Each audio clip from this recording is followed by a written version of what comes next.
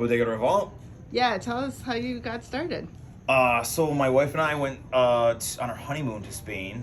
We traveled from north, not all the way north, but Barcelona through Madrid to Sevilla for our honeymoon for about 2 weeks, and I just really fell in love with the food and wine culture.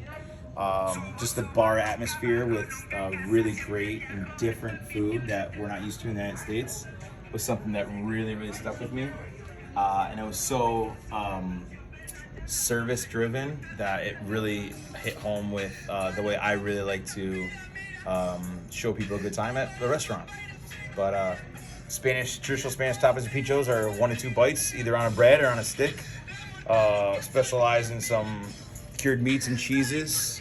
Serve some great Spanish beers, wines. Vermouth on tap is something I really want to do.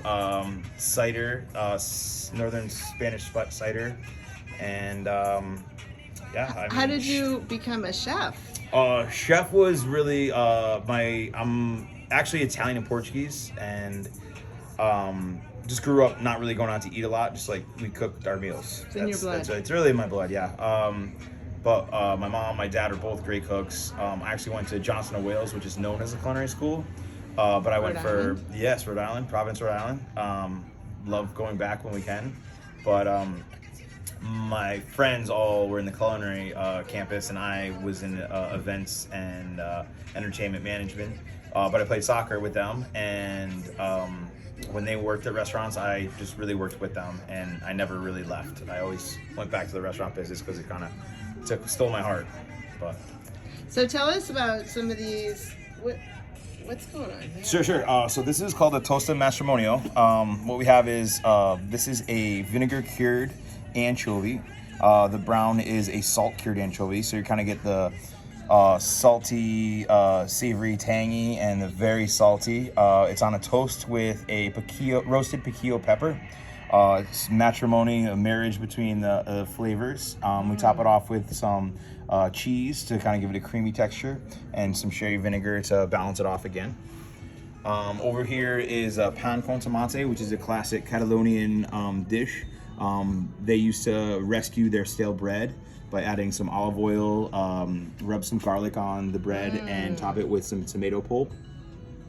And it's still famous today.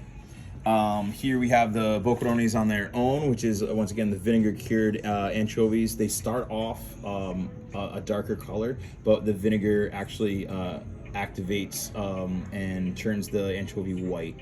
And you said it makes it a little sweet. Oh yeah, so it's like a tangy sweet, anchovy. It's so delicious, and honestly, you have one and you kind of like fall in love with them. They're really good. So we hit it with extra virgin olive oil, parsley. I like to top it with olives and nuts, just to balance all the flavors out.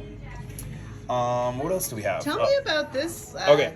So these are our charcuterie cones. I change up the cheese and meats every pop-up, just to kind of feature what we get in Spain. Tonight we have a 6-month aged Manchego cheese that has a rosemary rind, which blends into the cheese a lot, and 2 different cured chorizos. So we have a white chorizo, which just has a higher fat content, more like almost a 40% fat content on it when it cures down. And then the classic kind of spicy Campano chorizo. We also add some olives, some almonds, and picos, which are small breadsticks. And then very popular dish in Spain is just kind of a bowl of olives. It kind of gets you salty and good and thirsty for some wine, some beer, some vermouth on tap, and we just pair it with our rosemary and truffle Marcona almonds. That's great. And we were talking about building community. That's a big focus for your... Very important. I think in San Pedro specifically, we're tight-knit and committed of tradition community. And I think that pairs with Spanish cuisine so much. In Spain, a lot of things are based upon your local tapas bar or your pinchos bar, where you go to every day to grab your quick bite and your quick caña, which is a small beer, see your friends, see your local guy, just to say hi and grab your quick bite to eat. But driving that atmosphere with not just a restaurant, but a bar that serves good food and gives a communal welcoming and service-driven experience is pivotal to what a local and small community that we have in San Pedro.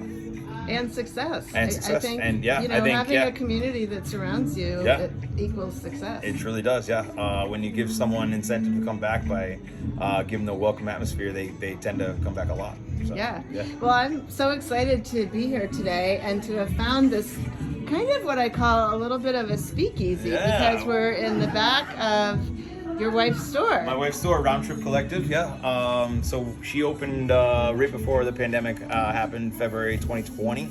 And I've been dreaming about this for 5-6 years, but it kind of gave us the luxury of doing kind of a low-key speakeasy pop-up on our first Thursdays in our back patio. We'll open air. Yeah, I love it. It's pretty beautiful. I love it. Yeah, we Yeah, love it. we're like outside on the patio, and yeah, it's really fun. Yeah. Well, thanks, Nick. Thank this you has been so great. much. Yeah, salud. Hope to see you soon. Yeah.